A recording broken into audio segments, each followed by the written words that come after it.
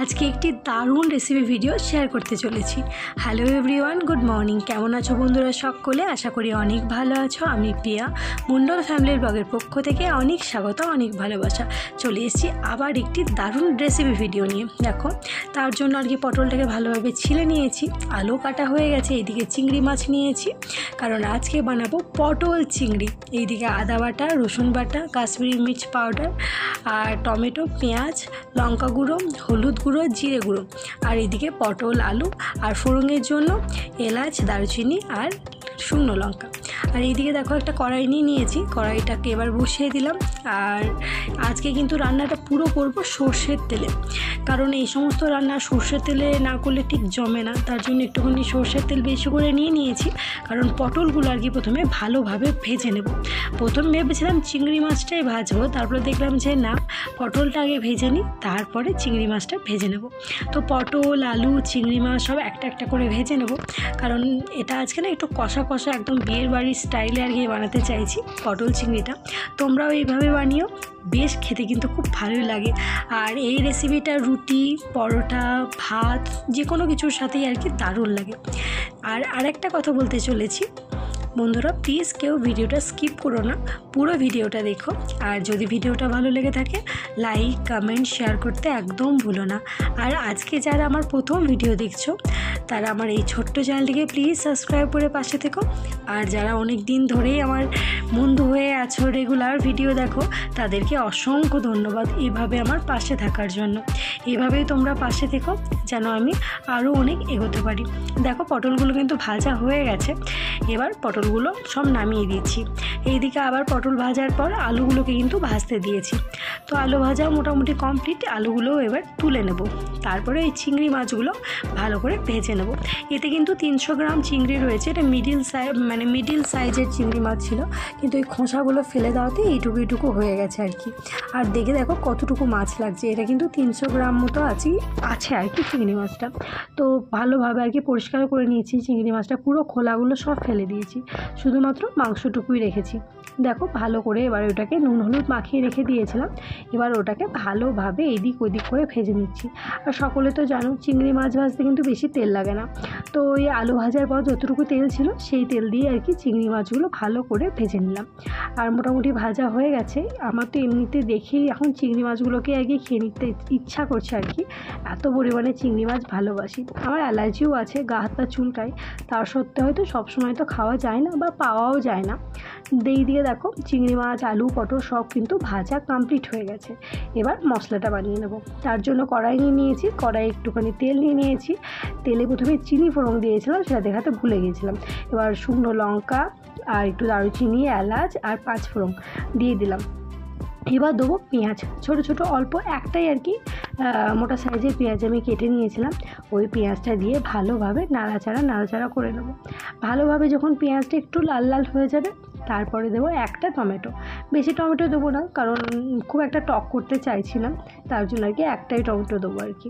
তো টমেটো দেওয়ার পর ভালোভাবে নাড়াচাড়া করে কষিয়ে, মানে টমেটো যতক্ষণ না সিদ্ধ হবে ততক্ষণ কিন্তু নাড়াচাড়া করবো। এখনও কিন্তু আমি লবণ টবণ কিচ্ছু দিইনি। এরপর প্রথমে দিয়ে দিলাম হলুদ। আগে কিন্তু আদা রসুন বাটা দিইনি, প্রথমে হলুদ, লঙ্কা গুঁড়ো, জিরে গুঁড়ো, কাশ্মীরি মির্চ পাউডার, এই সমস্ত কিছু দিয়ে দেবো। তারপরে আদা রসুন বাটা দেবো। আগে যদি এটা দিয়ে দেওয়া হয় না, তাহলে রঙটা আসে খুব ভালো, আর খেতেও বেশ ভালো লাগে। তো রান্না এক একজন এক এক রকম স্টাইলে করো, আমি এইভাবে করি। তোমরা যদি চাও একবার প্লিজ এইভাবে ট্রাই করে দেখতে পারো, বেশ ভালো লাগে খেতে। এইদিকে দেখো, কাশ্মীরি মির্চ পাউডারটা অল্প পরিমাণে দিয়ে দিলাম। এবার নাড়াচাড়া করবো যতক্ষণ না অবধি টমেটোটাকে সিদ্ধ হয় আর কি। আর বন্ধুরা, পটল চিংড়ি খেতে কে ভালোবাসো? আমরা তো পুরো পরিবার সবাই পটল চিংড়ি খেতে খুব ভালোবাসি। পটলের সমস্ত আইটেমই ভালোবাসি, পটলের দোরমা, পটল পোস্ত, পটল ভাজা, পটল রসা, আবার পটল চিংড়ি, সমস্ত কিছুই বেশ ভালোই লাগে পটলের খেতে। দেখো, মোটামুটি কিন্তু আমার কষানো একদম কমপ্লিট। এবার দেব আদা বাটা, রসুন বাটা, যেটা আর কি আগে থেকে আমি বেটে রেখে দিই। তো যখন যে রান্নাটা করি, যতটা পরিমাণে লাগবে ততটুকু আর কি পার করে নিয়ে নিই। এইদিকে দেখো, আদা রসুন বাটা দিলাম। তারপরে ভালোভাবে আবার আর কি কষাবো যতক্ষণ না আর কি তেলটা ছাড়বে। আর তারপরে দেবো গরম মশলা। আমি বাড়িতেই গরম মশলাটা বানাই, তোমরা যদি চাও প্যাকেটে যে গরম মশলাগুলো পাওয়া যায় সেটাই আর কি ব্যবহার করতে পারো। আমি কিন্তু এই গরম মশলাটা বাড়িতেই বানিয়ে রেখেছি। যাই হোক, ওই গরম মশলাটা দিয়ে দিলাম। তো তারপরে দেখো ভালোভাবে নাড়াচাড়া করে নিচ্ছি। যতক্ষণ না তেল ছাড়বে ততক্ষণ কিন্তু কষাতে ছাড়বো না। আর এটা তো সবাই জানো, যত কষাবে তত ভালো স্বাদ আসবে। এদিকে মোটামুটি কষানো কমপ্লিট। এইদিকে যে আলু পটলটা ভাজা ছিল সেই আলু পটলটা ভালোভাবে দিয়ে আবার আর কি মশলার সাথে আর কি ভালোভাবে কষিয়ে নিচ্ছি। আর এত সুন্দর একটা স্মেল পুরো রান্নাঘরে ছড়াচ্ছে বন্ধুরা, কি বলবো। ক্যামেরা আমার মনে হয় না খুব একটা ভালো বোঝা যাচ্ছে কালারটা, সামনাসামনি মানে অপূর্ব কালারটা এসছে। আমার তো অতটা ক্যামেরা কোয়ালিটি ভালো না, তো তাই আর কি রান্নাঘরটা একটু অন্ধকার ভাব আর কি। তো ফ্লাক্সটাও দিতে ভুলে গেছিলাম। তো যাই হোক, ফ্লাক্সটা এবার দিয়েছি। দেখো তাও কিন্তু কালারটা ভালো বোঝা যাচ্ছে না, কালারটা ফ্যাকসা বাড়া লাগছে। আর কিন্তু অরিজিনাল কালারটা খুব সুন্দর এসেছিলো। যাই হোক, এবার কষানো হয়ে গেছে, পরিমাণ মতো জল দিয়ে দিয়েছি, যেহেতু আলু পটল দুটোই আর কি সিদ্ধ করতে লাগবে। আর এতটা জল তো রাখবো না, গাটা রাখবো আর কি, মানে গা মাখা রাখবো। তো যতটা পরিমাণে আর কি জল লাগতো আর কি ততটা দিয়েছি, কারণ আলু পটল দুটোই আর কি সিদ্ধ হতে হবে। দেখো এখন কিন্তু ভালোভাবে ফুটছে, এখন অল্প পরিমাণ সিদ্ধ হতে বাকি রয়েছে। আলুগুলো আর কি হালকা শক্ত হয়ে আছে। যতক্ষণ না আলু পটল ভালোভাবে সিদ্ধ হয়ে যায় ততক্ষণ আর কি ফুটতে দেব। আর এবার কিন্তু চিংড়ি মাছগুলোও দিয়ে দেবো, তাহলে চিংড়ি মাছের যে ঝোলের যে মশলাগুলো সেগুলো চিংড়ি মাছের মধ্যে ভালোভাবে ঢুকে যাবে। তার জন্য দেখো চিংড়ি মাছগুলো আর কি ভালোভাবে দিয়ে দিলাম, মানে যতটা ছিল ততটা আর কি দিয়ে দিলাম। তো আবার একটুখানি নাড়াচাড়া করে দিচ্ছি। আর লবণ আমি স্বাদ মতো দিয়ে দিয়েছি। তোমাদের যতটা পরিমাণে লবণ যে যত পছন্দ করো আর কি, কেউ একটু বেশি পছন্দ করে, কেউ একটু অল্প, তো স্বাদ হিসাবে তোমরা লবণটা দিয়ে দিও। আমার লবণটা দেওয়া হয়ে গেছে। দেখো এবার লাস্ট মুহূর্তে যেহেতু ফুটে গেছে আর আলু পটল দুটোই সেদ্ধ হয়ে গেছে, সেই সময় একটুখানি ঘি আর দেবো একটুখানি গোলমরিচের গুঁড়ো। লাস্টে ঘি গোলমরিচের গুঁড়ো দিলে কিন্তু বেশ ভালো লাগে। লাস্টে গরম মশলা গুঁড়োটাও ভালো লাগে, কিন্তু আমার একটু বেশি গন্ধ লাগে তার জন্য দিই না। আর এই দিকে দিয়ে দিলাম অল্প পরিমাণে ধনেপাতা।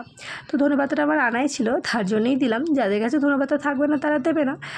এমনিতেও পটল আলু তরকারি তো ভালো লাগে, তার সাথে যদি চিংড়ি থাকে তাহলে তো জমে যায়। যাই হোক, দেখো মোটামুটি কিন্তু আমার রান্নাটা হয়েই এসছে। আর বেশিক্ষণ ফোটাবো না, তাহলে জলটা পুরোটা টেনে নেবে। আর এর চেয়ে বেশি শুকনো আমাদের বাড়ির কেউ পছন্দ করে না। এবার দেখেছো কালারটা এত দারুণ এসেছে কালারটা।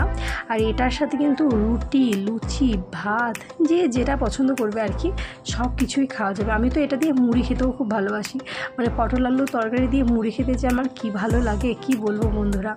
যাই হোক, দেখো এই চিংড়িগুলো তো দেখাই যাচ্ছে না, কারণ চিংড়ি মাছগুলো ভাজার পর এত ছোট হয়ে গেছে, মানে কি বলবো। এখন ভাবছি যে এইভাবে খোলাগুলো না ছাড়ালেই পারতাম, মানে পুরো খোলা ছাড়িয়ে দিয়েছি, তো চিংড়ি মাছ আর দেখা যায় না।